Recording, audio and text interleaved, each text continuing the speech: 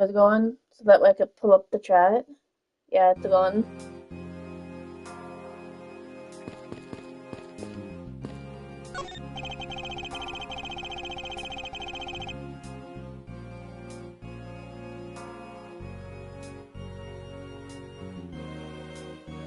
So this is the evidence related to this embassy chow from Mr. Faraday's bag. I mean, evidence bag that was on the table in lobby number 2, right? Yes. Finally, we can now take a look at the evidence itself and discuss data about them. Let's be sure to thoroughly examine them while we have time. Agreed.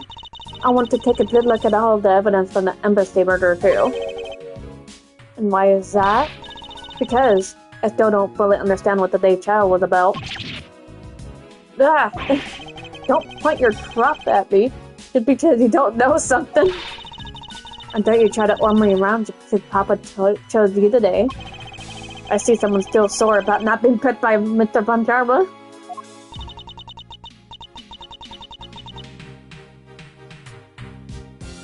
So it's all real to see is a knife up close. So we have the knife, the gun, and the envelope. What's the organizer doing here? Oh, that's right, I completely forgot to tell you about what, Your Honor.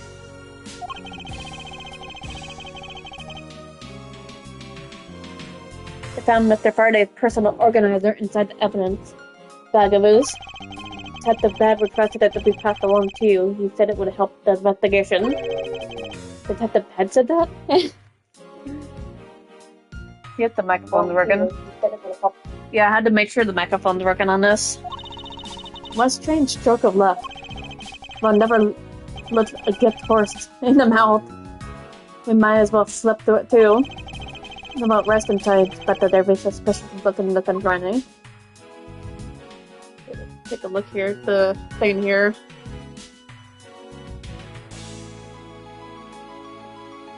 Look at this organizer. Mr. Faraday's organizer appears he was in the habit of using it.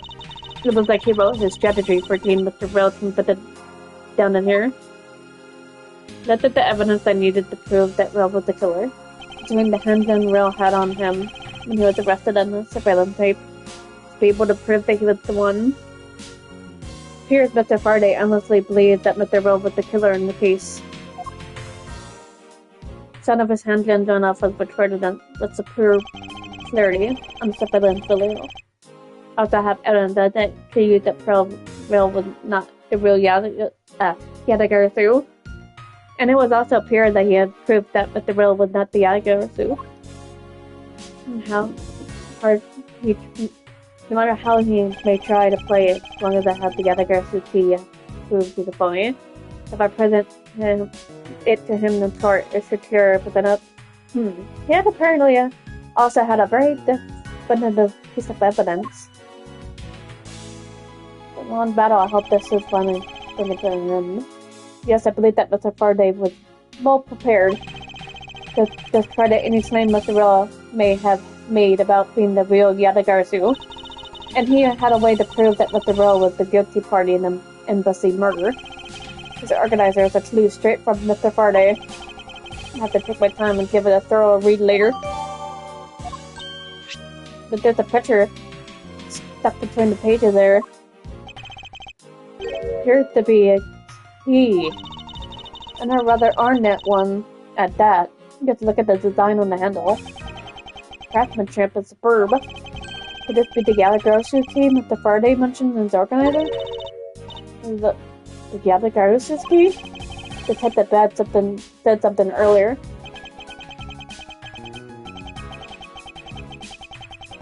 It felt nice being back on here.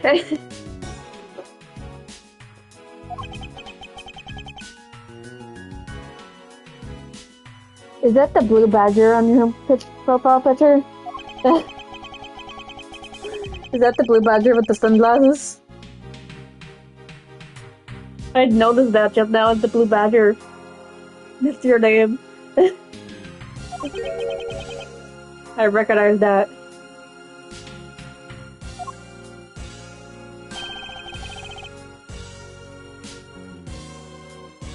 I love the Bad Batch. It reminds me of part of this game where it had the Bad Badger. It reminded me of that part of the game.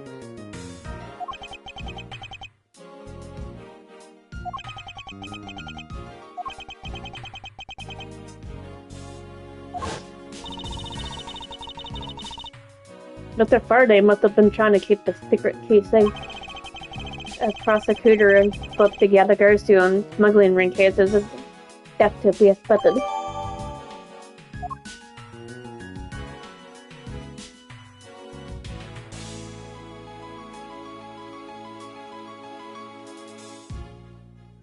Then examine his splitting up knife. It's the knife that was used to kill Mr. Faraday. Who would have thought such a beautiful piece of art could be used for such a cruel act? You've never crossed your mind that you use your writing prop for the wrong purpose? That one's like a religious church. Remind me of the music for the Blue Badger. Let me look it up real quick.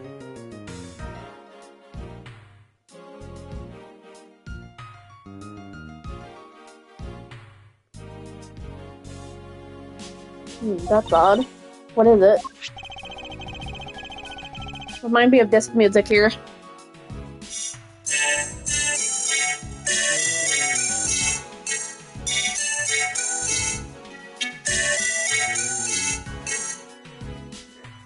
Now that music just played in my mind all night. All day. But the Faraday didn't mention anything about a knife and the organizer. That certainly is odd. The weapon that was used to kill the embassy staff member was the gun. But if that's the case, it's just a good thing because I'd rather have the Blue Badger song stuck in my head and not anxious thoughts. I rather prefer the Blue Badger thought in my mind. Rather prefer that. Where the knife that was used to murder Mr. Faraday came from? Isn't it obvious it was brought into the courthouse by Mr. Rowe? That's the only logical conclusion, right? No, it's because it's not that easy to smuggle a weapon like that in here. Yeah, especially in real life. You can't bring weapons on you because it's a safety thing in courthouses. And they have to make sure you don't have any weapons on you. It's like a rule. Every person who enters the courthouse doors is checked. That's exactly what I'm talking about right now. They always check. Because they're always very careful. Every person who enters the courthouse doors is checked thoroughly for contraband. Furthermore, the suspect was handcuffed, making it impossible for him to bring a knife as large as this inside. In that case, how do you suppose this knife ended up inside the courthouse? I need to think carefully here. There's nothing related to the knife written anywhere in Mr. Faraday's organizer. However, it is a fact that this knife came from Mr. Faraday's evidence bag. Conversely, there's one item listed in Mr. Faraday's organizer. And no one claimed to have seen the day. So in order to solve this mystery, I believe I will need to take another good look at the evidence.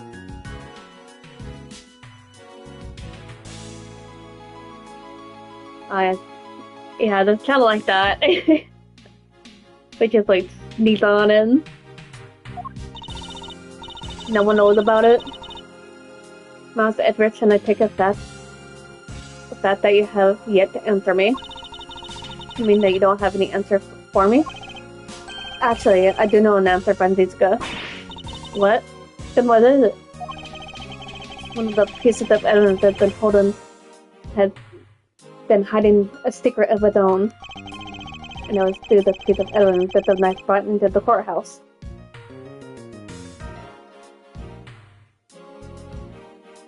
Okay, let's see. I'll have to look for that's a really nice perfume bottle. I like the little flower on Misty's perfume. Take that! This Yatagara's key Mr. Faraday mentioned is an organizer. This is how the knife has been brought into the courthouse. You're not making any sense, Miles. Like, talk to me like I'm in the 5th grade, Miles. Please, explain to me like I'm in 5th grade. I just need to look a bit closer on this good to see what I mean. Does the color and ornamentation of the key's handle remind you of anything? They do remind me of the knife. Very good. Both the Yatagara's key and his photo and the murderous knife have this very unique design on their handles. What if you flip it? Furthermore, even though Mr. Faraday mentioned that the Yatagara's key, the only object we found on the crime scene was the knife. You don't seriously mean to say... It appears you have finally caught up. And yes, I do mean to say that these two pieces are in fact one and the same. Now, so I'm gonna try my best to, like, be on here more. I'm very bad at, like, being on here more often. I need to practice on it. But that's impossible. Anything is possible, it's just a hidden knife. Even if that is what you believe, we should still investigate this possibility. Now then, let us examine this knife in a little more detail. So let's see. Where is...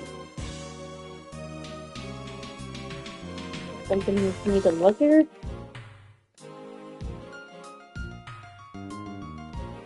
Oh, here we go. It's the weapon that was used to kill Mr. Faraday. The hand on the blade itself will have beautiful design work into them. I like the handle, but there's even a flower-shaped design in this gold section here. If this hadn't been used as a tool for murder, I wouldn't want it more myself. He seemed to be drawn to the embellishments. Too bad this isn't mine to give. Let's see. Oh, I see something here. There you go.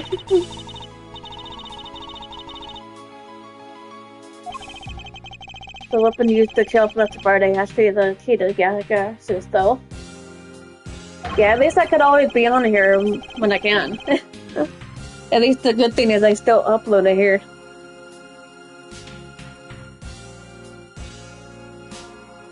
At least that's a good thing, I still upload to YouTube. This piece of information is more critical than anything we learned up until now.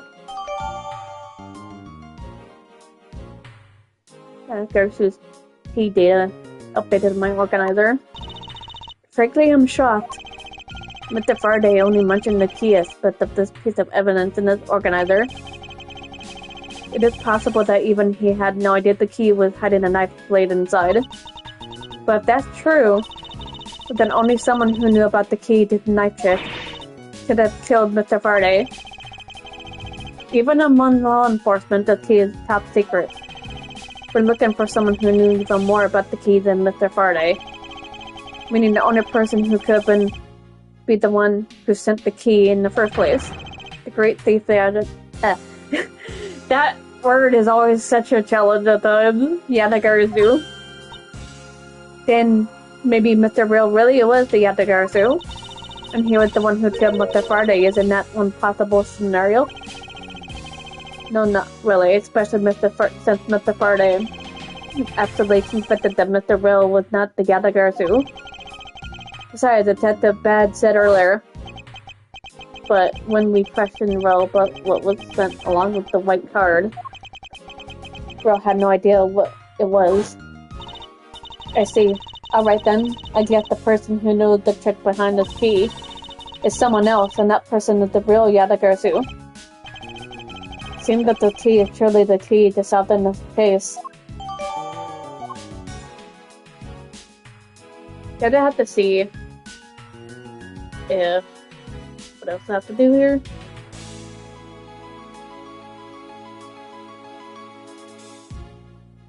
Am I able to look at the gun?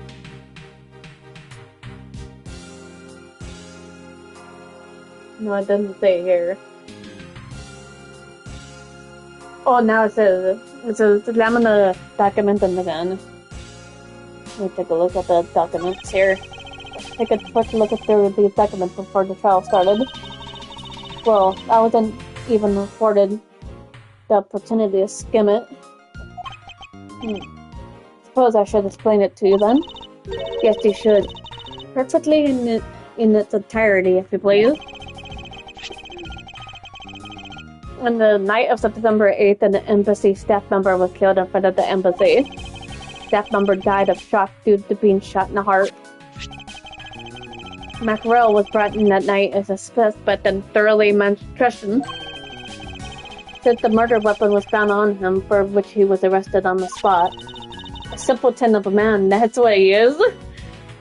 Yeah, that's true. That's very bright if he's gonna go in there with a gun on him.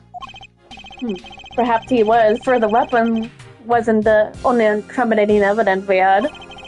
But the row was caught in the act on film by a security camera.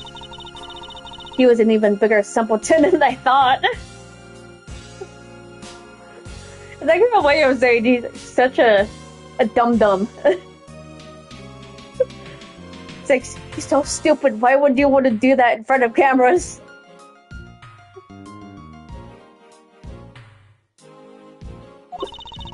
Like, don't go shooting people. Please, don't. I can't believe he didn't notice a secure... My point exactly. The embassy's security system is supposed to be very well designed. He may have simply not been aware that there was a camera in the area. So, have you seen the content of the video for yourself? Yes, a surveillance video the security camera took was played during the trauma by Mr. Faraday. You can clearly identify Mr. Rill on it. Even the sound of the gunshot was crystal clear. That must have been really good cameras to pick up that good of sound. So the footage included sound, huh?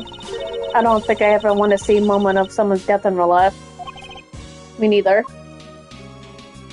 I don't think anybody would want to see that. There's a gun. It was originally used to kill the embassy staff member. When the crime was reported, the responding police found Mr. Rill still holding it, which led his immediate arrest. And then this gun took the original owner's life. How ironic. Indeed. There doesn't seem to be anything else we can learn from this piece of evidence. That's odd. For one short piece of evidence. The piece that's missing is the surveillance video that was played in court.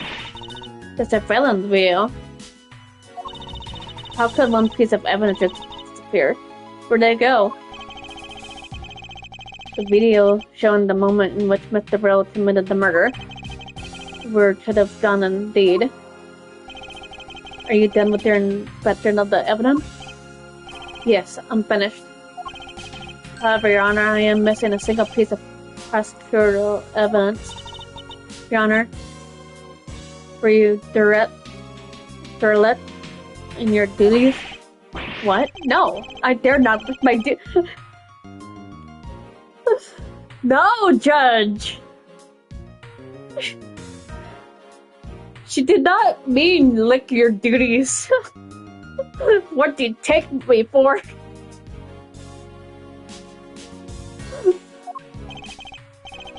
No, Your Honor. The most important piece of evidence in today's trial is a surveillance video. Not amongst the evidence you laid out for me. I can imagine him, like, getting the video and just licking the side of it. I brought Mr. Faraday's whole bed with me for the crime scene. Maybe the tape is still somewhere in the crime scene? There's something wrong here. Something about this missing piece of evidence. And it would appear that for me to find the answers I seek, I will have to pay another visit to the scene of the crime, defendant lobby number 2.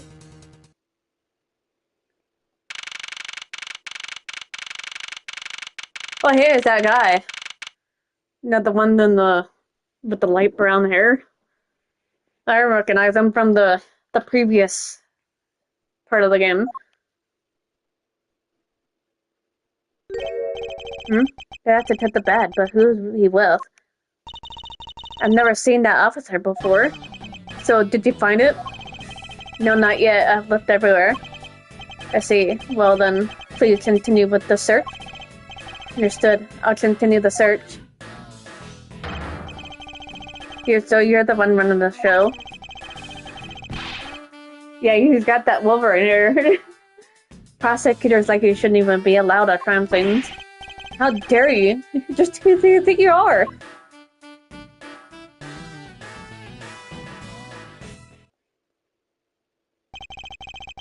What was that all about, and who was that man just now? Whoever he was, I had never seen a more impudent officer in my life. Do you even know that we're standing right here behind him? I know you're standing right behind me. Do what you want, kids. Looks like we're paying attention after all.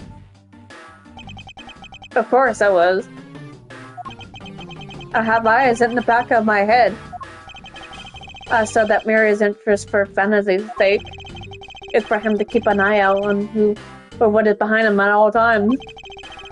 So tell me, Detective Bed, who was that rude man just now? The guy who came here from the Republic of St. Paul to study. He's Agent Ling. He's trying everything he can to revive the lost honor of his family. He's traveling the world to study different philosophies of the detainment from scratch. By visiting various police departments around the world, he has a lot of dedication. Yeah, I'm quite impressed. He's doing all that work and going to every country. He's actually giving himself a chance to learn. And the bullet holes. He mentioned earlier the bullet holes. He's just still a rookie cop. I sense a strong grudge of some sort from him. The guy is more useful than Gumshoe, even if he's rude. But he sure has a lot of guts to go with the country and give prosecutors a hard time. Agree. However, I can't think of one young lady that statement also applied to. Anyway, what was that agent looking for to set the bed? Earlier, that little girl was poking around the lobby number 1 on his wall. Like I said before, it's got nothing to do with the two of you. I highly doubt that had nothing to do with me. Fine, if this is the game I must play, then I will take this opportunity to draw out what he's been hiding and what happened in this room straight from him. I'm gonna look up what happened next here. I'll have to talk to them. I didn't realize he has bullet holes in the back of his jacket too. It's in his sleeves and then bottom in the back of it. It's supposed to be impossible to enter to these windows to these bars. I suppose you're right. Actually, that's not true. A person of small stature could actually slip in. Ziska, would you care to help me test my theory? Yeah, I must remember to be more tactful around the vertically challenged. Earlier you were in lobby number 1, and now you're here in lobby number 2. You're quite the busy man, is that the bad? Multiple return to crime scene brings about success. That's what we detectives say. I see. In that case, you won't mind if I ask about what happened again, correct? I don't have anything left to say to you, boy. Boy, you'll see. I will draw my answer from you in one way or another. Would it kill you to help us even a tiny bit in our investigation? I gave Faraday's notebook to the judge earlier. That's help enough, don't you think? Please, we're asking you for just a bit more of your cooperation. Don't push me, kid. Man, this guy is something else. I'd like to ask once again what happened around here at that time of the crime. I refuse to answer. Any more investigating from you do, then would be a waste of time. Besides, how am I supposed to answer a question about things I don't know about? Things you don't know about. But aren't you supposed to know everything? He should. Wait, is it possible? Maybe he doesn't know about the check behind that piece of evidence. Maybe I should try showing it to him. Maybe I'll prove the key to gain some answers from Detective Bed. Do I have to present something? Yeah. Let's present that. Detective Bad? Did you know one of the item in this photograph? Of course I did. It's my job to know everything related to the Yadigar suitcase. In that case, let me ask you something. Did you know that the knife that killed Mr. Faraday and this Yadigar suitcase are one and the same? What? That's impossible. It looks like he didn't know after all. This piece of evidence, which we call the Yatagara's key, is actually a real camouflage knife. That poor man, his face just resembled like so much shock. Like what? But the Faraday was planning to use the Yatagara's key to prove that Mr. Rowe was not the real Yatagarasu. He had the look of shock on his face. Is that correct? I guess so. You know, when I first played this game, I thought that was a cigarette at first when he had it in his mouth. Turned out to be a lollipop. However, Mr. Faraday had no idea that it was in fact a knife. Yeah, I have to admit, neither one of us knew that fact. And if neither of us knew, then no one in law enforcement knew either. How did we miss something as big as this? I noticed that since a little while ago you appeared to be searching for something. I presume that this key is what you're searching for. Yep. Yeah, that's right. Then why are you searching for it? Because I promised Faraday. I promised that I'd protect that key with my life. But after he was killed, the key disappeared from Faraday's evidence bag. Who would have thought that the key is what took Faraday's life? Detective Bad? So that we may find the truth, please testify for me once more? Alright. But it doesn't matter how many times I tell you about it, what happened. Nothing will change.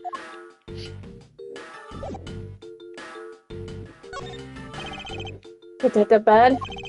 I ask you please testify once more. But what happened in lobby number 2, please, but experience in lobby number 1. And never know there is. Never know there is. The answer's still the same. And this is the last time I'm going to do this. That's fine. Because I only need just one last time to clear everything up. The truth behind this case.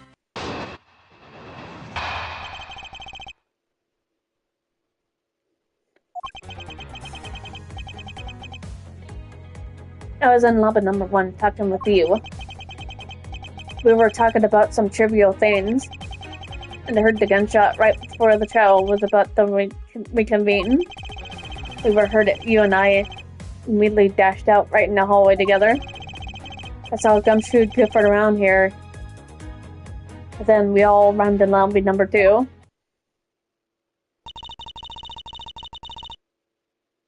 Sounds the exact same story he told us before. Indeed. However, I feel we have yet to draw all the information we can.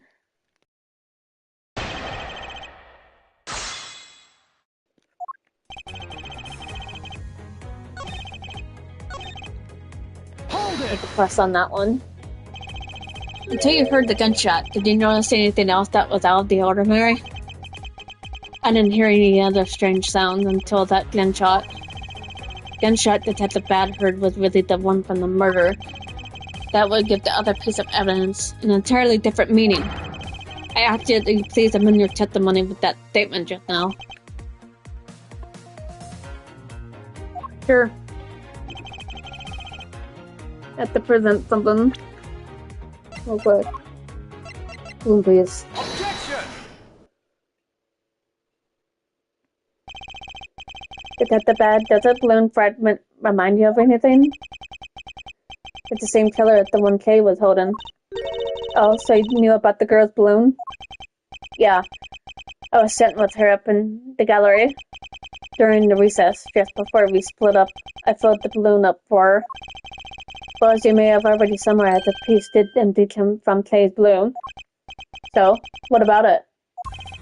I wonder if you might remember hearing this balloon pop at some point? Where are you getting at? This fragment was found in the hallway right in front of lobby number 2. Furthermore, it was the sound of the balloon popping that the judge mistook as a gunshot. Oh, so the sound that the judge heard was not after a gunshot, huh? After that, His Honor said they heard the balloon pop. About 20 minutes before the trial was to reconvene. Yes, which means His Honor had heard the balloon pop in the hallway. When you were in lobby number 1 to set the bed. And if you were in lobby number 1 at the time, you were close enough that you should have heard the balloon popping as well. So? Don't you give me a so, mister! We just proved here there's a flaw in your testimony. The crackling of the truth is louder than the sound of your sweet I tell you what, Seth put out that frickin' word. Cracking. And since you don't seem to know, let me fill you in on something. Do you ever stop to think why the doors and walls in the place seem so rugged? Because they were designed to keep secrets from being leaked. What's that supposed to mean? The doors and walls are super thick and the window panes are double layered. Top it all off. Even the curtains are made of a special sound-absorbing material. So it's kind of like soundproof.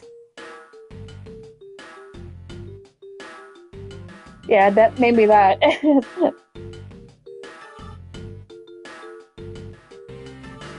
Sometimes it's like when it's like certain words like that, it's really confusing for me to understand how to say it. Then you mean when I was shut up inside number 1, there was no way I could have heard that sound.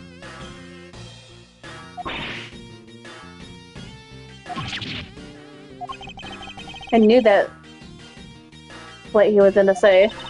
Because what that means, stress-based testimony is completely useless. If the rooms are soundproof, then of course he won't hear any sign of a struggle. That's also why it's only natural that I didn't hear the balloon popping. Now, do you get it, kids? Miles, I thought we were supposed to be the one finding flaws in his logic. Not the other way around. The other way around? It's not possible to hear the sound of the balloon popping if one were in lobby number 1. However, if we examine the situation in reverse, the person standing in the hallway should not be able to hear the real gunshot either. And yet Detective Gumshoe claims he have heard it while he was standing in the hallway. Detective Bad, if that's the case, how exactly did he hear the gunshot? What do you mean, how? I just did. It would appear that you have yet to realize the contradiction in your own words. Oh, how so? If the rooms are as soundproof as you say they were, then how did the sound of the gunshot enter your ears? I see what you mean. I guess I'm more out of it from Friday's murder than I thought. Which means what exactly, Miles? In the end, what does it all boil down to? Boils down to this. There must be a reason. As how Detective Bad and Gumshoe heard a gunshot they theoretically couldn't have. Looks like we need to examine the state of the crime scene again, huh? The state of the crime scene? Wait, can it be? It's an ultra strong perfume. Oh, that perfume thing with the pretty bottle.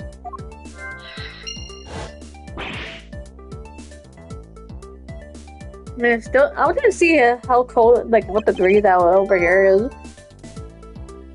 Still pretty cold over here. 47 degrees right now, at the moment. And it feels like 38. No wonder why it feels cold in this freaking room. No wonder.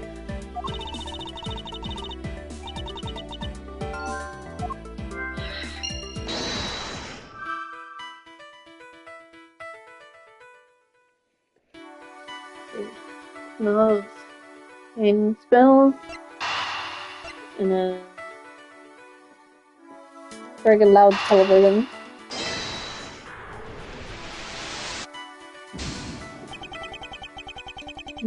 Pieces don't fit together quite right. Let's see.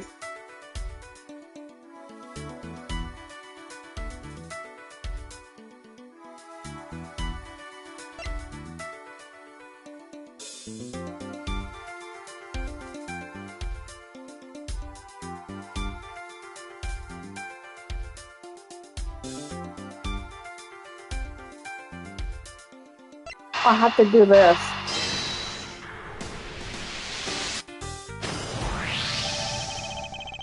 Possible for the killer to have escaped the burrow. Yeah, that actually can. Yeah, that's actually fun at the same time. Pretty much why I have a walkthrough here. Simply not possible for the killer to have escaped through barred windows. And yet the fragrance of the perfume managed to escape from the defendant not be number one. Of course. And trouble seeing them move freely through the open barred windows.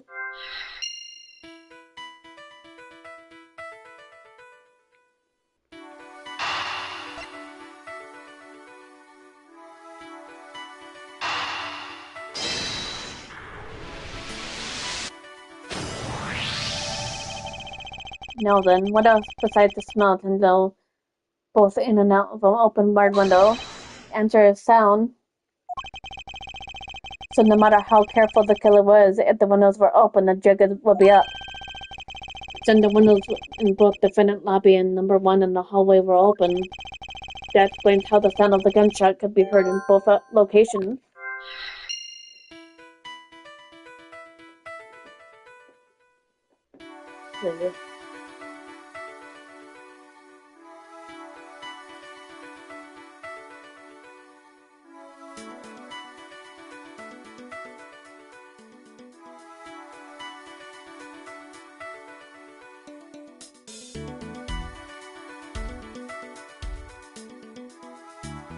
I put these together.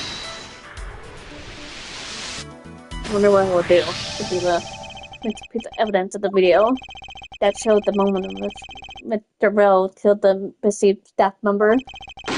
Sound of the gunshot left quite an impression on me when it was playing in the cell. It should have been returned to Faraday's evidence bed for recess and brought back here.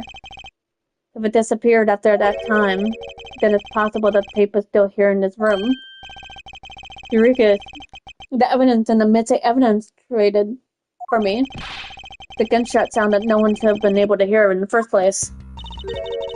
Well, what have we been thinking about?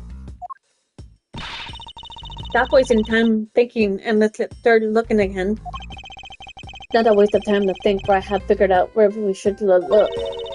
And what would that be? I believe we should examine that television. The TV? Well, you kids have fun. Go ahead and examine whatever you like.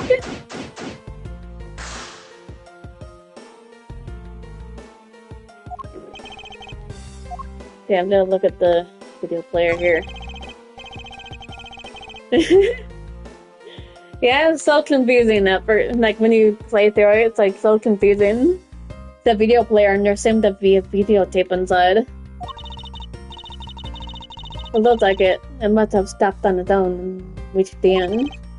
Tape could not be the missing surveillance tape? I suppose, but Detective Bad, would it be alright with you to verify the contents of the video? Sure. Knock yourself out. Alright, let's rewind this and see what we have.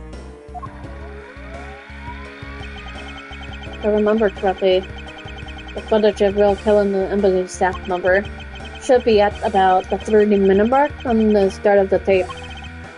Understood. Let's see. It should be right about now then. Let's see.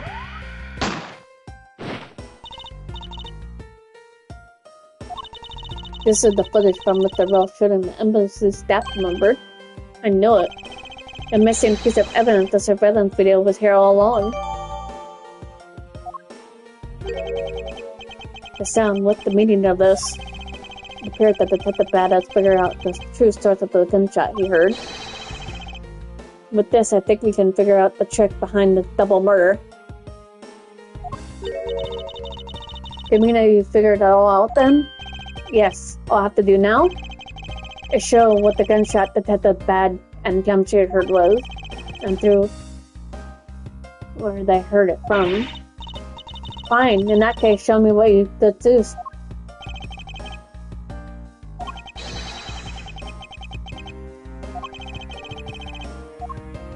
Okay, let's see. Now we have to, like, do this. With that. And then we have to do the surveillance video.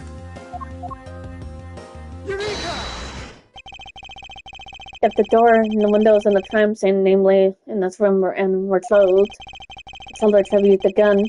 No one would have been the wiser. I could smell dinner from here. True. The chart house does seem to be well designed for such a thing as it were. However, what happened in reality was Detective Gumshoe and Detective Bad and Sue. All three of them heard the gunshot. With the windows in lobby number 1 and 2 and the hallway were open. So naturally, the people in the location could hear it. But then why would the terminal open the window in the first place?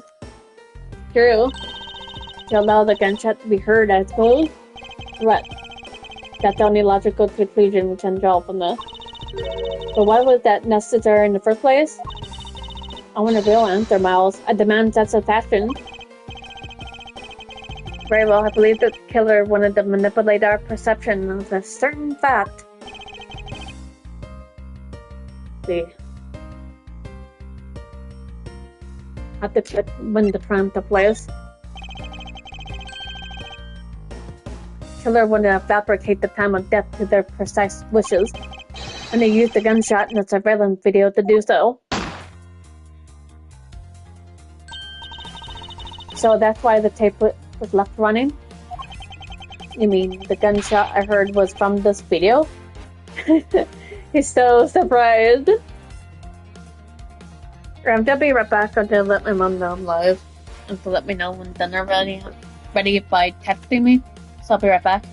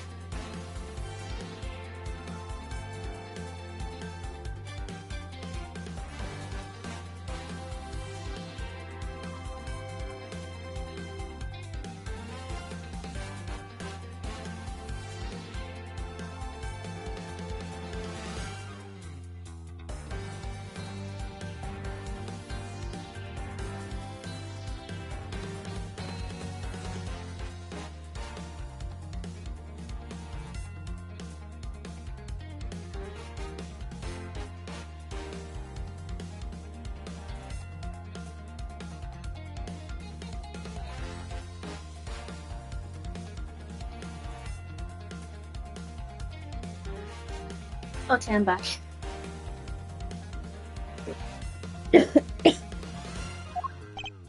Yes, which means the murders really occurred at earlier time than we thought. It must have been during the recess, but before Detective Gumshoe was on guard duty. Someone who had no alibi for the time period and found the crime out in advance. Person the real killer. And it's like really cold in the house.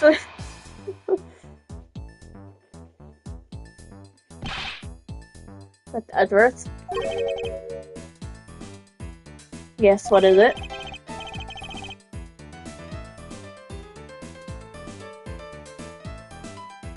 She was asking for you. She's in the courtroom. She said that she did find the murder, but she wants to clarify something. It looks like Mr. Yu is still investigating something. Understood. Please tell her I will be right over. I'll come along when I want to hear what you have to say.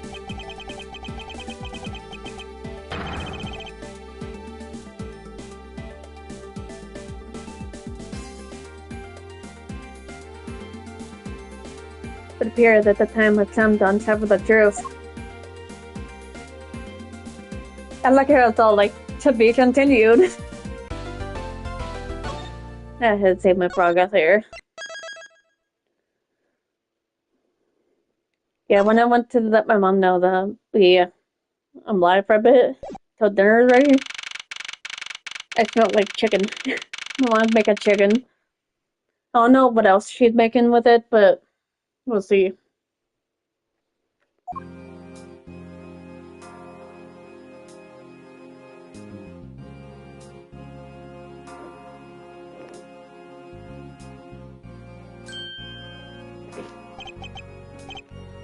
What are you doing here?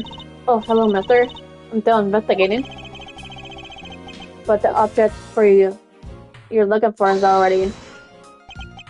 Okay. Don't mind him. Please continue with the investigation. Okay, you got it. That's the bad. Haven't they already found what you were looking for? That means I can keep her in the dark just a little longer. Any little task will do. Oh, you're more sympathetic than I thought.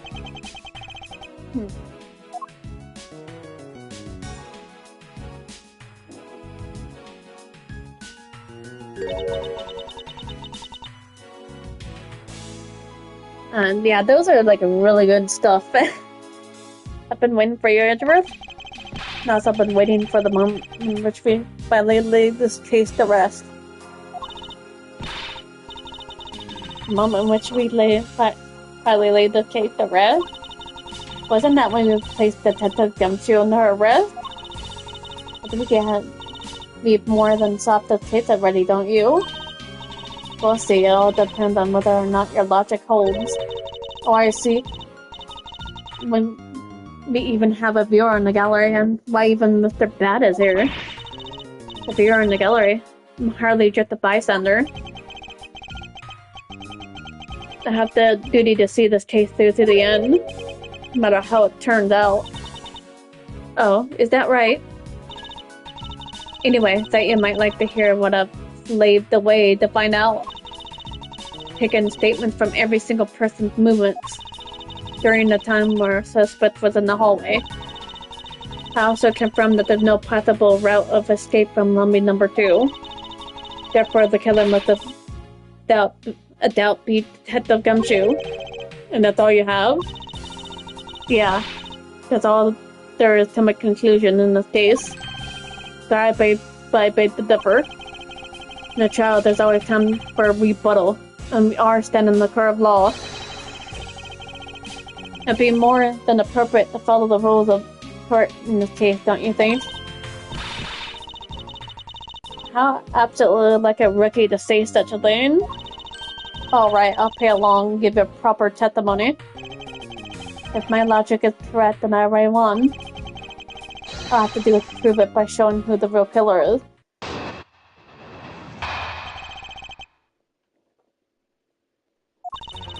Everyone send the suspect as an alibi for when the gun went off. Furthermore, the areas around the crime scene have been thoroughly investigated, right? I also confirmed that there's no possible escape route from lobby number 2, which leaves us with the unshakable conclusion that Detective Gumshoe is the killer. I don't know why everything's so funny with this lady. Now you have your testimony. I expect a good rebuttal as worth. But of course, there's no need to confront her logic head-on right now.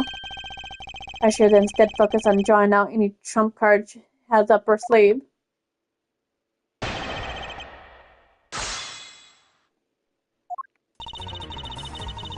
I'm gonna go ahead and see what else we have to do here.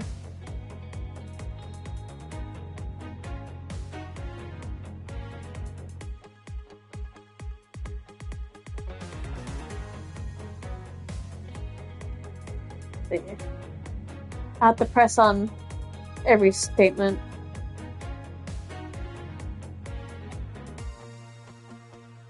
Hold it! The suspect. I thought Detective Gumshoe's alibi was already been proven. You're joking, right, Andrew? I assure you this is no joke. Look, I know you heard from the judge earlier. The detective was in the hallway with Mr. Faraday's daughter eating a Swiss roll. Yes, that's correct. But see, that was 20 minutes before the real gunshot went off, right? And the problem is there's no one else who can corroborate what he did since the knocking. I see she did her research well, which means I should focus on drawing out whatever trump card she's withholding. Furthermore, the area on the crime scene, I have to press on that.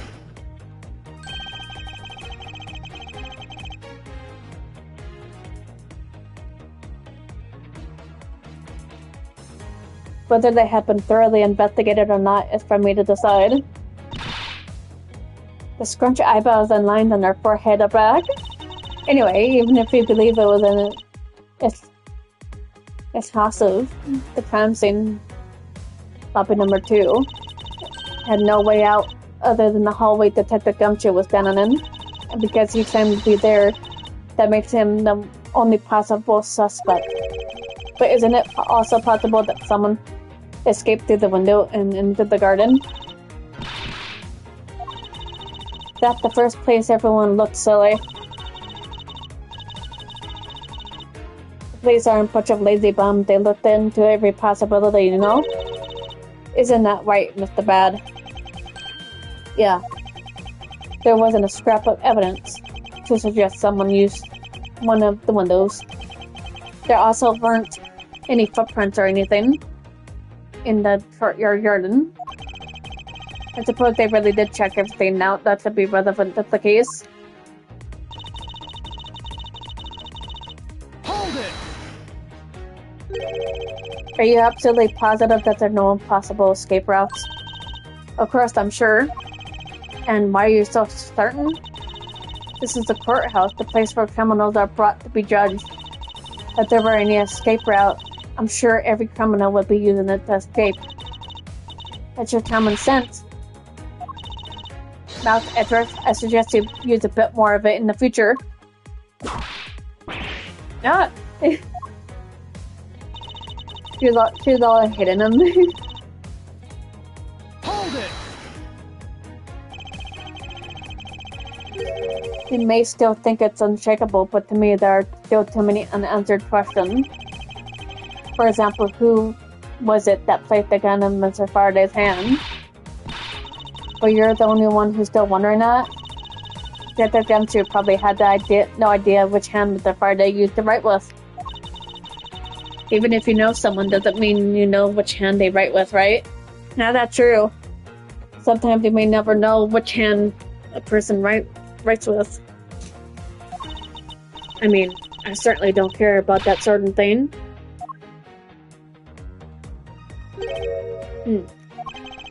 I'm not about to let her get a rise out of me with such a flippant statement.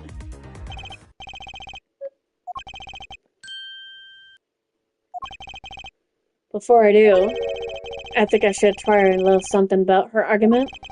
You said earlier, confirmed that the alibis of every person other than that suspect However, I don't recall either Franziska or myself speaking with you about the subject. But there are witnesses for you. There is your mentor who gave you an alibi. I see. As for the little Missy, she came into the courthouse during recess and was stopped by a security guard at the door of the hallway. She gave him a tight whipping for that, so I heard. I'm the daughter of Manafran Trauma, and I will not be forcefully stopped by a guard or a bailiff or anyone else. Wait. So basically the only reason Vizika bothered to show up today was because she found out that I was to be the replacement prosecutor? By the way, Miss Yu, what about everyone's alibi before Detective Gumshoe was assigned to guard duty? What about him? Have you looked into what people were doing during that span of time? What type of idiot do you take me for? It doesn't matter when the killer went to lobby number 2. From the time we heard the gunshot to the time Mr. Bad and I arrived to the scene as we dashed from lobby number 1. Only person who committed the crime was Detective Gumshoe. Yes, let's talk about when you and Detective Bad heard that gunshot, shall we? I suppose if we go by your logic, the Detective Gumshoe is the only one. However, if the crime had occurred at an entirely different time than when the gunshot you heard went off, what then? That gunshot was a trap meant to manipulate our perception. Sadly, your explanation is lacking in truth.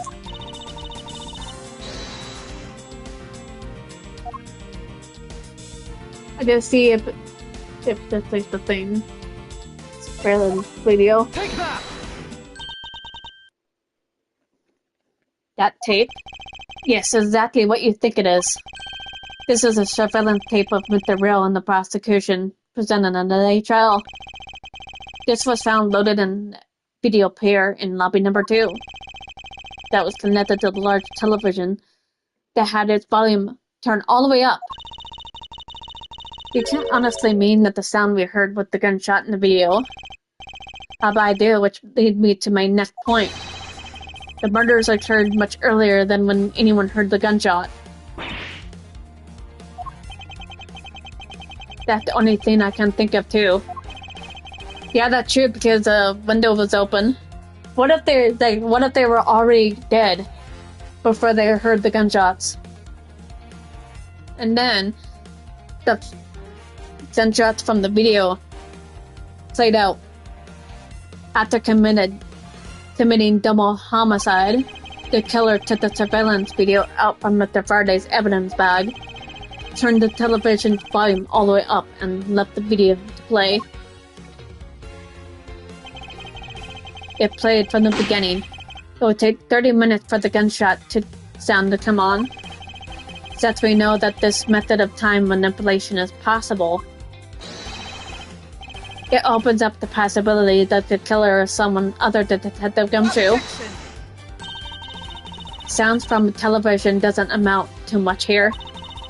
But of course, Mr. Prosecutor Edwards and the little Miss Von Charma already knew that much from the very beginning, right? Of course we knew. Didn't we, Miles? Yes, of course we know about the soundproof quality of the courthouse room. Of course, I'm not about to admit we had no idea until only a little while ago. That's right. And if the room was soundproof, then we should not have been able to hear it. Yet we heard the gunshot clear as day. And that's it. End of story. But not.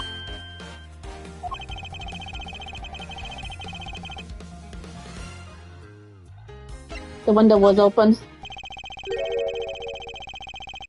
There's actually one common point between lobby number 1 and lobby number 2. And that is despite the fact that both rooms have air conditioners installed. And a window was open in each. Now we know that the window in lobby number 2 was opened by the killer. However, a window in lobby number 1 was also open. Objection!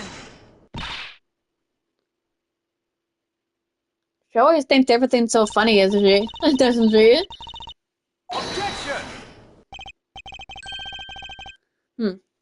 It was no more coincidence, I assure you. Why would the window open in lobby number 1? The answer is that a certain person did something to cause the window to be opened. And the person who triggered the action, that person is the real guilty party. Real killer in this double murder is. Take that!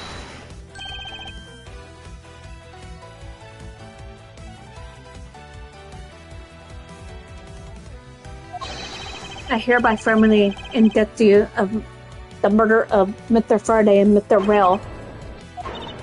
What? You indict me? I like how, like, she gets all mad. She, like, smears her lipstick on her face. Are you serious, Mouse? Why do you think she is the killer? I don't understand her motive just yet. But of course, I'm serious. Because she's the only one who could have done it. Well, miss you? You still feel like laughing now? Of course I do, Edgeworth. I guess must not been tight enough yet. Although I never thought things would spiral into this. Well, half you know I'm enjoying this dance quite a bit. I guess it means it's time for my own rebuttal now, right?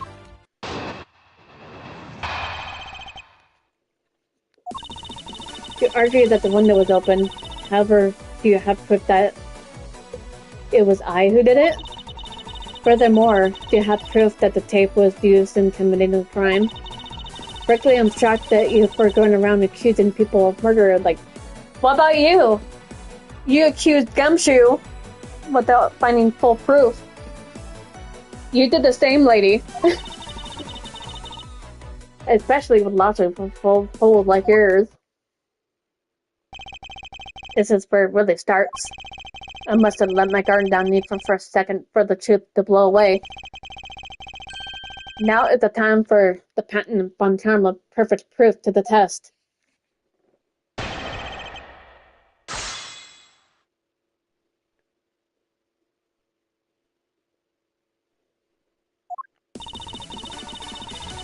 Let's see. Statements. I have to do the perfume. Objection! I'm sure you've seen this before, haven't you, Miss You? Edgeworth, I never knew you were into wearing that kind of perfume. That's not mine. It's not exactly what I'd recommend for boys, you know. What? This isn't mine? That's right, it's mine, and I received it from Detective Bad, you see. Miss You. You can pretend all you like, but we know at least this much is for sure. That you're the one who gave this bottle of perfume to Detective Bad. And you're super easy to rile up. So, what about the perfume? While you're in lobby number 1, you made a good show of spilling some of this perfume. That's according to Detective Bad. Oh, I know. You also knew that if he spilled it, he would naturally move to open the window. Objection! Come on now, I already told you that's all just a bit coincidence. After we opened the window in lobby number 1, I just left it open, you know? Just made me able to dumb luck that we heard the gunshot through the window. Objection!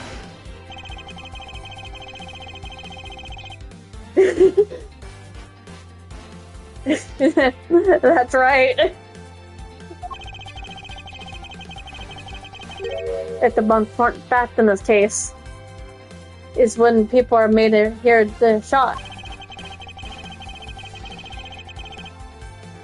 Furthermore, it would have been pointless if you didn't have an alibi for yourself at the time. You mean, Miss You were the one who told Detective Bad into lobby number 1. And you saw him bring Detective Gumshoe in the hallway. Is that correct? All of today's premeditated events can only have been brought up by you, Miss You. Who's behind door number 1 in today's Who Done It? Miss You did. Or Miss You is behind door number 1. You accused me of murder in the fact that I spilled a little perfume. Well, allow me to say this much. I shouldn't have killed Mr. Faraday. Would you care to testify as to why? Look, I've had a lot of fun today, really. But I grew really weary of this game of cat and mouse. Let's make this the last testimony and wrap this up absurd case once and for all. So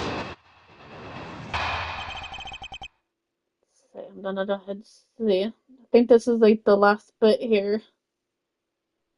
Yeah, this is the last bit here. Two gins on the murder of a spit bottle of perfume is a little over top. That's very hypocritical of you, lady. She blamed Gumshoe, and yet, when she's blamed, that her logic is like, oh, no one else should blame me. It's this person who did it. But I suppose forgery of evidence is to be expected of a disciple from Karma. In any case, it simply cannot have been me who killed Mr. Faraday. After all, I don't even know where the knife that was used to kill him came from. Mouse, her testimony. It's flawless. Yes, but no matter what sort of trick she may try to pull, she won't escape me. And if I'm lacking information, I'll just draw it all over.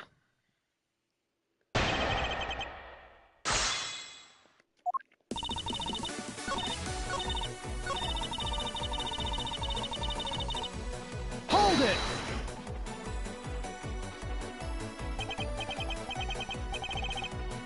At this rate, she inevitably escaped. But she really was the one who killed Mr. Faraday.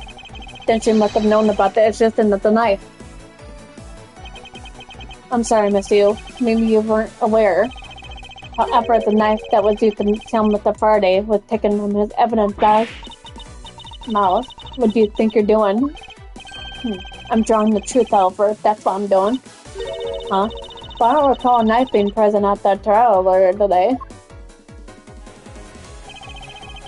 Well, I suppose because the evidence was something Mr. Faraday had yet to use. Very well hidden. Very well hidden. So that's what you're trying to do? Look, why don't you cut it out with the lies? I've already figured you out. There's no knife inside Mr. Faraday's evidence bag. Wait until she sees what I'm gonna show her. Just wait. We're gonna present here. Don't even we had yet to present with the key to the Atticus Garcia sent. Unless the key can magically turn into a knife, you don't really have a leg to stand on. Did she just mention they would think you'd chop me? Did she just blurt out key that turns into a knife? Did she just really blurt that out? I never intended to do such a thing. It was all misunderstanding on my part. In any case, I wonder if you might append to what you just said in their testimony? Sure. Why not? I'll even say it as many times as you like.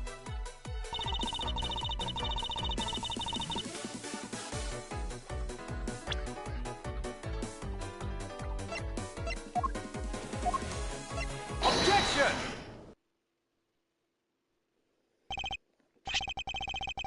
Miss Yu, I wonder if you might take a look at this photo for me. This is a picture of the key the Yadagars who sent to the police. However, while it may look like a key at first glance, it, in fact, was a secret ability to transform into a knife. Which means that what was inside Mr. Faraday's bag, with both the Yadagars key and the murderer's knife. You knew that the key was inside Mr. Faraday's bag, did you not? Yes. Though the Yadagars key alone, it's more than possible to kill Mr. Faraday. You understand now? Just knowing of the existence of the Yadagars. I didn't even finish what I said, and she's like interrupting.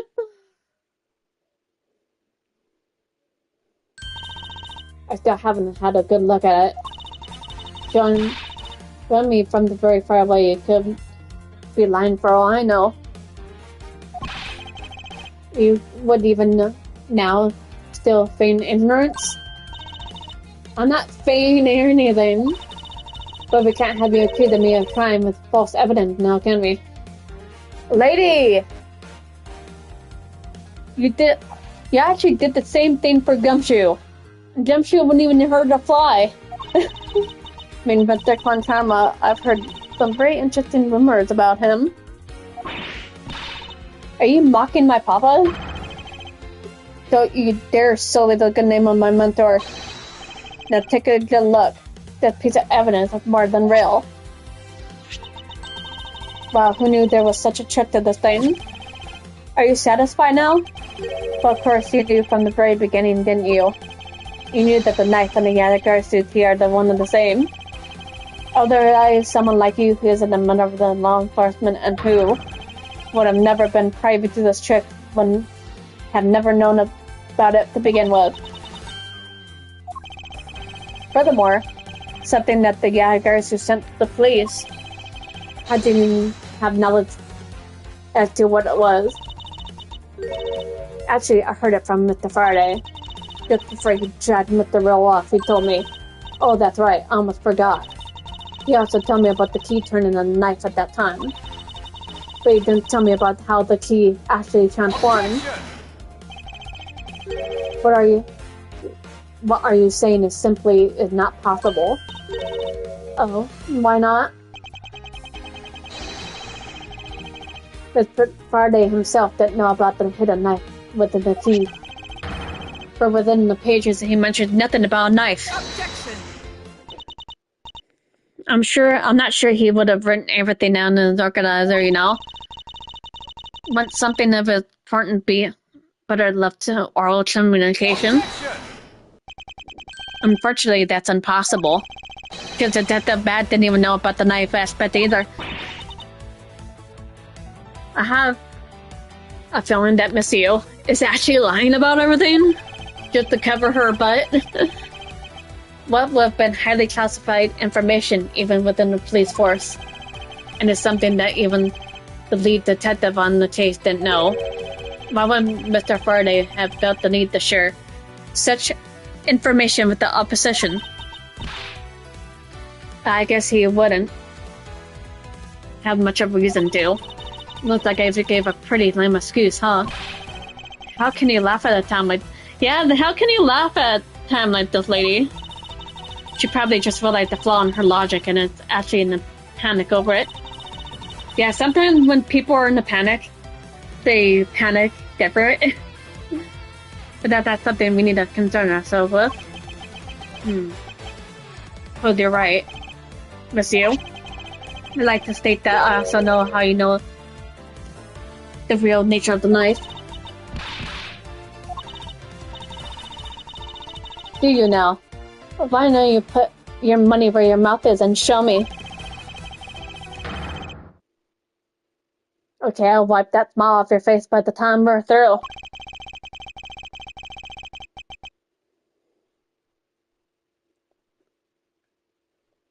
Is the moment of truth the secret behind the Yakusuki?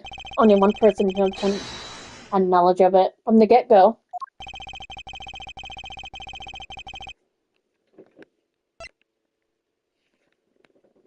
Take that! There's only one person who would have known about the dual nature of the key.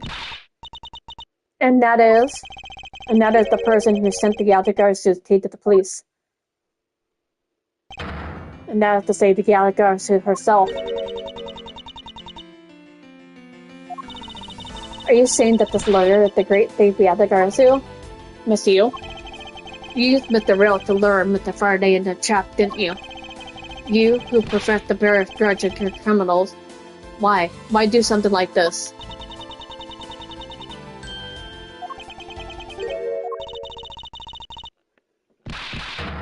Oh god, she's gone mad with laughter!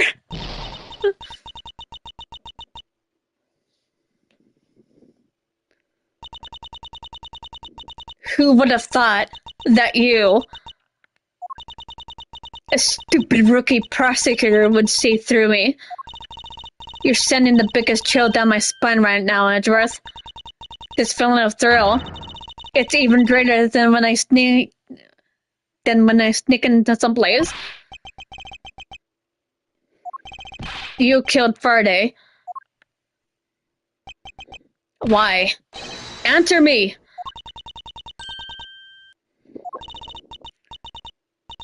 That's not my real name? It's my real identity, yes. The Great Thief Jarasu. Let me tell you something, Edgeworth. Mr. Faraday was one difficult man to deal with. But you see, he had discovered my true identity, which is why I had to erase him from the world of law. Yeah, she turned out to be the bad guy the whole time. I made Ro an offer, and a cuddle for a little favor in return. All you had to do was accuse Mr. Faraday of being a Yatagarasu in court. But once we entered the recess, Ro was dragged off by Mr. Faraday, which threw my plan in a complete mess. I chased after them and eavesdropped on them through a crack in the door. That Ro chose only two things, money and authority, just as all thugs do. I fear my plan was going to be ruined if Mr. Faraday held on to Ro any longer. So if I had let them continue on the way there, the way they were, I would have been found out. That's why I had no choice. I had to kill them both. But why didn't you say that you despise criminals? But do I really? You. Have you forgotten about the KGA incident too? Maybe. What sort of woman would? So then it was your plan to kill Mr. Faraday with the very evidence that you sent? Well, I had a idea what Mr. Faraday was going to do. I anticipated that Mr. Faraday was going to prove that Ro was a Yatagarasu by using this Garasu tea as evidence, and that he would bring it with him.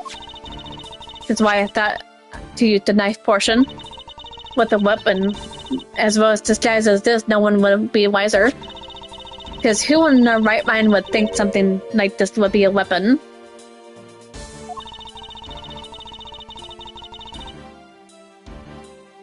I casually entered lobby number 2 and pretest I had to talk with Mr. Faraday.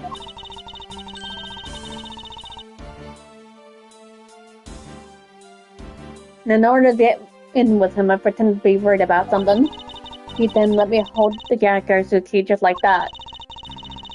Never noticed that I had changed the key into a knife inside the plastic bag.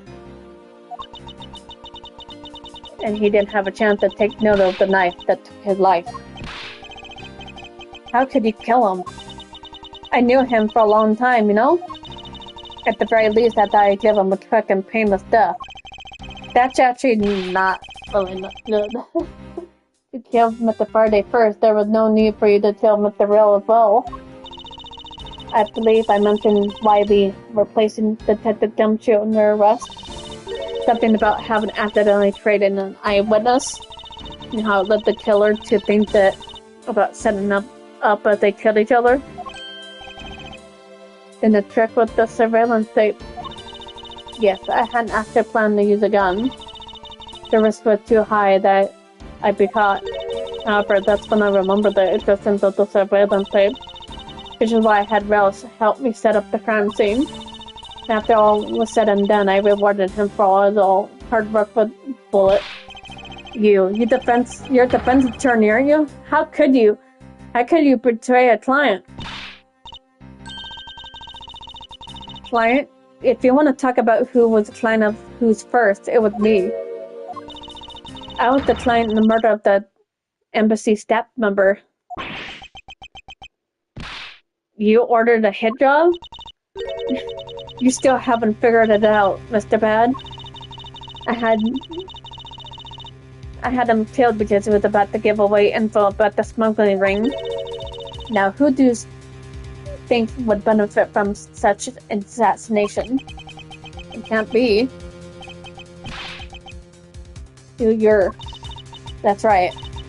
I'm a member of the smuggling ring. What? How could this... You don't mean you're working with Manny Tartan too, right? Maybe, maybe not. Guess you'll never know. Yeah, the guys who claim to be noble, but you're just another cold-blooded murderer. That's right, little girl. The other guys who are just another killer. Be quiet. You can run from the law, but you'll never escape it. Just humbly accept the judgment of this court. Hey, Edward, did you know the Yak Garcia has 3 legs? Do you know why it is? No? Well, let me tell you. It means that the Yak Garcia had more than one razor-sharp way to do her work.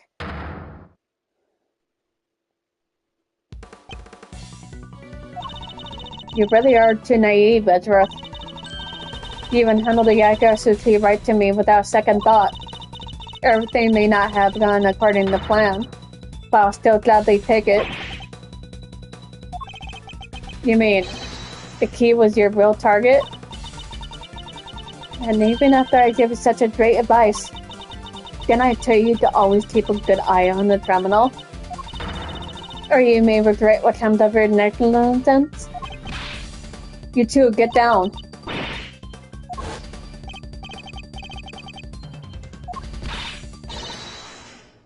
Hey, mister, to your right!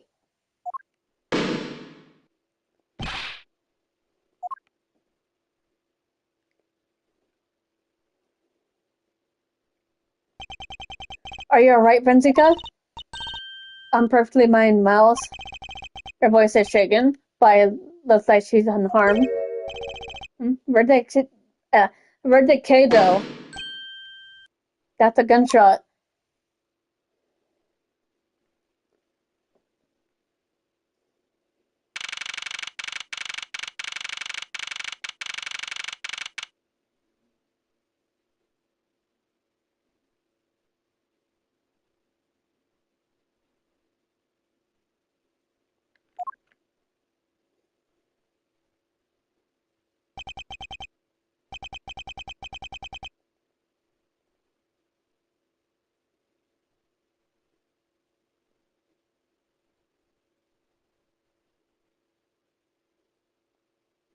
Sorry, but looks like she got away. I called the precinct. They should have a perimeter set up soon. Detective Bed, are you right? I heard a gunshot. I'm okay. Just another hole. You got another hole in the jacket? He may say he's fine. He looks quite shaken. More importantly, Edgeworth, Miss Funjama, are you too hurt? I'm absolutely fine. I'm also alright. Thanks to Kay. Speaking of Kay, where's she? I don't know. She just sort of disappeared. I'll go look for her. Oh, and hey, get that gumshoe. Yes, sir. Hey, it's free. The gumshoe is free. I'm sorry, I doubted you. Don't worry, sir. It's not your fault. Well, I lied to you guys too, after all. I heard about what happened from Kay. Lying while giving testimony is still unforgivable. But in this case, you were protecting Kay and her feelings. Looks like you just might have what it takes to be a real detective. Now, don't you ever lose that detective spirit, okay? You got it! Huh. Watched one too many detective dramas recently, have we? Way too single-handedly destroy a cheery atmosphere with one darky comment. I should get back to the investigation. I swear I'll catch you if it's the last thing I do. Be careful, detective, and take care. Thanks. It still feels weird seeing the judge. The judge out of the seat.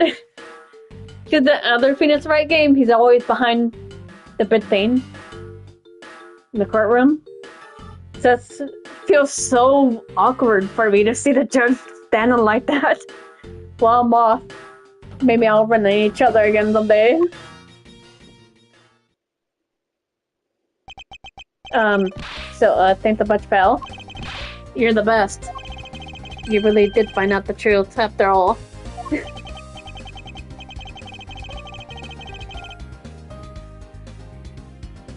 Yes, well, I'm glad we stopped everything before you were taken to prison.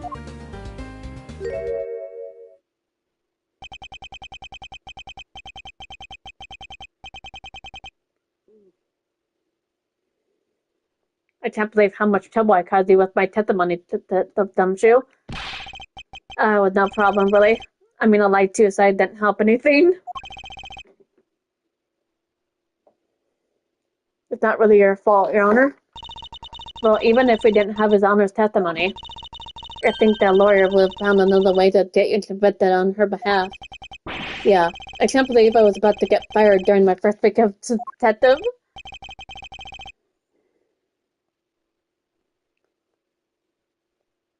Let's see. As long as you're not fired, you should work hard, give all you have, and perform your duties well. Oh, and one more thing. Kay left a present for you with me. She did? Oh, what is it?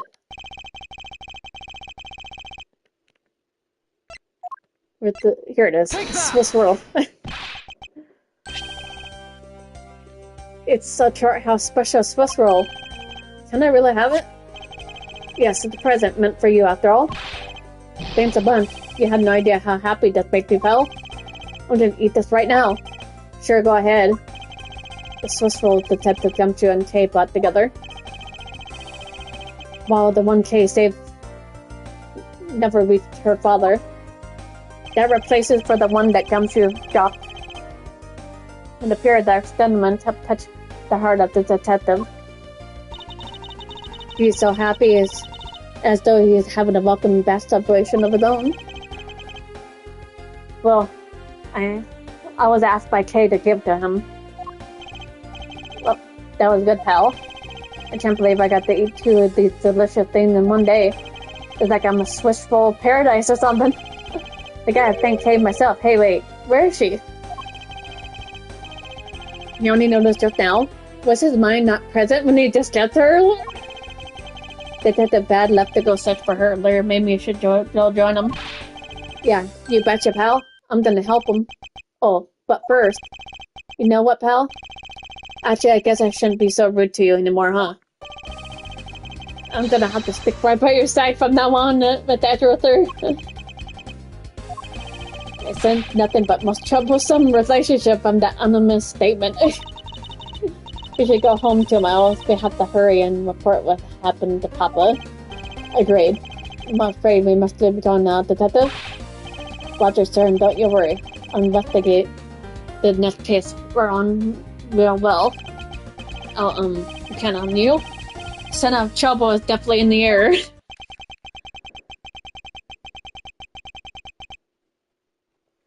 That's a bad dream when my first outing on the court came to a disturbing end. A few months later, I was finally able to properly stand in court as a prosecutor. But the detective in charge of the investigation was the dreaded Detective Gumshoe. After that, he became my direct subordinate. I have tried, but words failed to describe the immeasurable suffering he had caused me. But I suppose that's how things are. As for the little girl who suddenly disappeared, she's now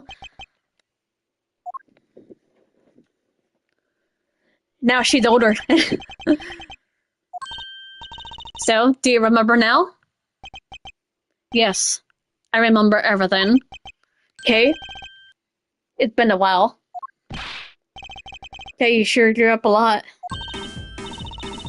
Chris, but thank goodness I thought you two had totally forgotten about me. You know, I was really worried about you after all that. Where have you been all this time? I didn't know you cared. After my father died, I went to live with my mother's relatives. They live really far away, so I wasn't able to come back here all that much. Oh, is that what happened? Well, I'm just glad you're alright. So, does it make all sense now? Yep, betcha it does. Oh, and you know what? I was going through my father's bookshelf recently, and Hold it! actually, there's still a number of things that don't make sense, Kay. Huh?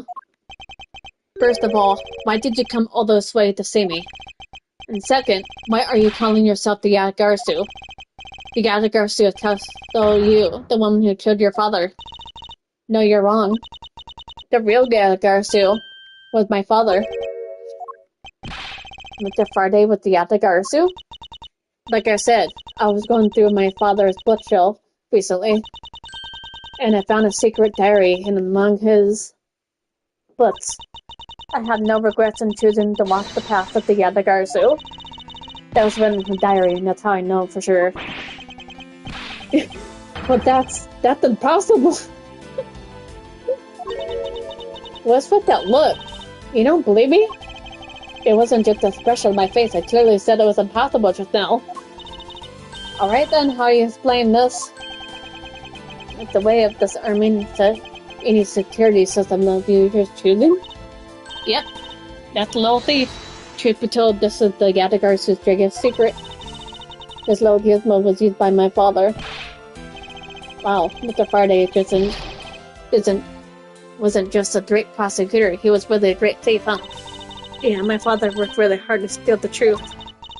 But he was killed, and Yatagarsu is no more. But despite that, the Yatagarsu has been spotted again recently. Someone other than you? Here, Mr. Edward? Oh, there's like another one. Yatagarsu sent the embassy a calling card? Yeah, meaning this person is a fake.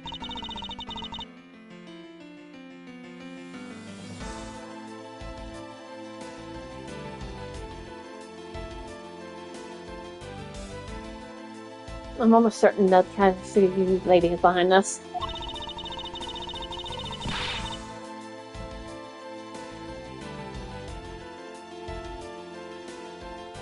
Did the real Yatagarsu would never send something like a Jotty card out?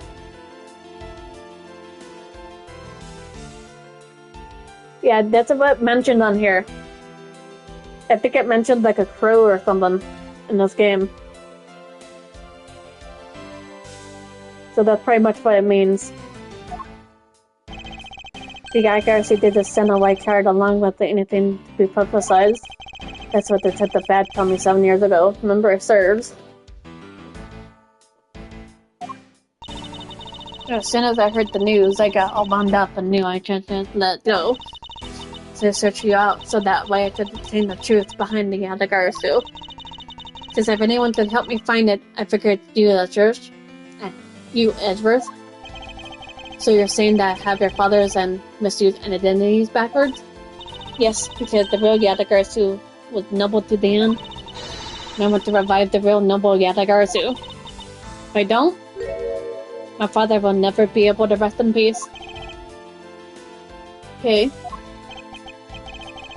You're so honorable. I don't care what anyone else thinks, I'll always be here to cheer you on, pal. Even if you are honorable, a thief is a thief. And if you're plotting to commit a crime, then I'm afraid I can't complicit. But Edgeworth, you guys are not making it easy for me. Who am I supposed to support now? The Edgeworth? What I want from you is not to steal something. What I want is the rest of that evil woman. That evil woman? You mean to steal you? I think it's too hard for me to catch her all by myself. But that since you were able to expose her for who she is, then maybe... Please, Mr. Edgeworth, won't you help me? Come to think of it, I do believe I owe you. Huh? Owe me for what? When Miss Yu made her escape, it was you who saved my life. Furthermore, you helped me with the investigation today. I'm not so rude as to leave favors unrepaid. Then you mean, yes. That case has been weighing down on my soul ever since that fateful day. Perhaps the time has come to settle things once and for all. If you don't intend to sully your hand in the crime, then I believe I can help you. Miss Edgeworth, thank you. Yay, Miss Edgeworth, sir. Isn't that right, Kay? Yeah, it sure is, Gummy. Even though he had completely forgotten about her until just now. What is with their chummy relationship? The great thief Yatagarzu. After all that time, the true identity of the thief sank back into the darkness. And Cape Verde, the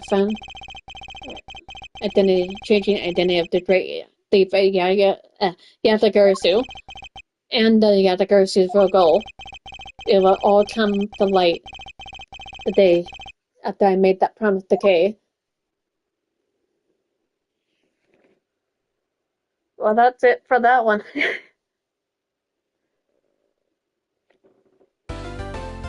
Okay, I think I'm gonna head off for now. Been on for like almost 2 hours. Almost an hour and 36 minutes. So I'll try to be on tomorrow. I'll try. We'll see. If not, then I'll come on here when I can. So also tomorrow I'm gonna be recording a video to upload here. So you guys will be seeing a video.